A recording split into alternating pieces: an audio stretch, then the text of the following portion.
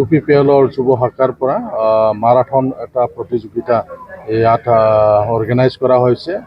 টিমটো হ'ল ড্ৰাগছ মুক্ত এটা সমাজ গঢ়ি তুলিবৰ কাৰণে UPPL দলৰ যুৱ শাখাই বিভিন্ন জিলাত মাৰাথন ৰেচৰ আয়োজন কৰিব। আজি প্ৰথম কোকৰাঝাৰত আৰম্ভ কৰা হৈছে। বনৰগাঁৱৰ পৰা ৰামফল বিললৈকে যাব। প্ৰথমে বনৰগাঁও ফিল্ডৰ পৰা আৰম্ভ কৰা হৈছে। Chandrapara reality public school, engineering college, তাৰপিছত দতমা বজাৰ হৈ পেলাই চেৰফাংগুৰি, ইয়াৰ পিছত ৰামফল বিল ৰূপনাথ ফিল্ডত অন্তিম যিটো স্থান সেইটো দিয়া হৈছে।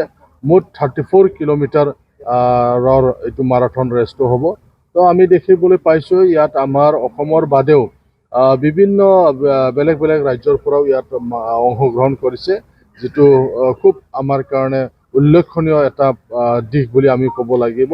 সঁচাকৈ এই যে মাৰাথন ৰেচ, এই মাৰাথন ৰেচটো যে ইয়াত উদযাপন কৰা হৈছে, এইটো প্ৰচাৰ হৈছে এটা ড্ৰাগছৰ বিৰুদ্ধে এটা সজাগতা আনিবৰ কাৰণে UPPLৰ যুৱ শাখাই আজিৰ পৰা এইটো আৰম্ভ কৰিছে। 5টা ডিষ্ট্ৰিক্টত 5টা এনেকুৱা মাৰাথন ৰেচ হ'ব। তো আমি ভাবোঁ অলপ হ'লেও আমাৰ যি UPPLৰ যিটো টাৰ্গেট, যে তেওঁলোকে যে ড্ৰাগছৰ বিৰুদ্ধে কাম কৰিব ওলাইছে, ইয়াত তেওঁলোকে সফল হৈছে বুলি মই ভাবোঁ। আমি ড্ৰাগছ মুক্ত এটা সমাজ বিটিআৰ অঞ্চলত, বড়োলেণ্ড অঞ্চলত এটা সজাগতা আমি আনিবৰ কাৰণে UPPL যুৱ শাখাই আজি কোকৰাঝাৰত আৰম্ভ কৰিছে। আৰু এই কোকৰাঝাৰত আৰম্ভ কৰা খুব এটা গুৰুত্বপূৰ্ণ, আজি বহুত জাগাৰ পৰা কমেও 400 ইয়াত অংশগ্ৰহণ, আজি পাৰ্টিচিপেণ্টবিলাক ইয়াত আহি অংশগ্ৰহণ কৰিছে। আৰু আমি সঁচাকৈ অকল এই কোকৰাঝাৰত নহয়, আমি 5টা জিলাতো ড্ৰাগছ মুক্ত এটা সমাজ গঢ়িবৰ বাবে এই এটা থিম লৈ আমি বিটিআৰ অঞ্চলত সকলো জিলাতে যুৱ শাখাই এনেকুৱা এটা প্ৰগ্ৰাম ল'বৰ বাবে এতিয়া সিদ্ধান্ত গ্ৰহণ কৰিছে। আৰু সঁচাকৈ আজি বহুত অকল অসমৰ নহয়, অসমৰ বাহিৰৰ পৰাও ৱেষ্ট বেংগল আহিছে, UP আছে, ঝাৰখণ্ডৰ পৰা আহিছে।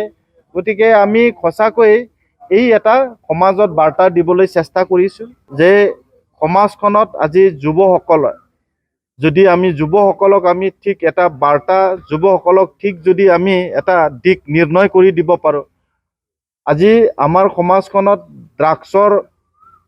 ড্ৰাগছৰ দ্বাৰা এই অঞ্চলত বিভিন্ন ল'ৰা ছোৱালী বলি হোৱা আমি দেখা পাইছোঁ।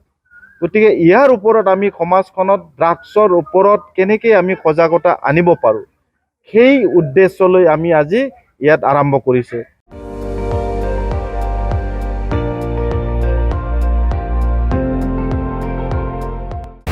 আপুনি চাই আছে ND24, সৰ্বশ্ৰেষ্ঠ নহয়, সৰ্বোত্তমৰ দৌৰ।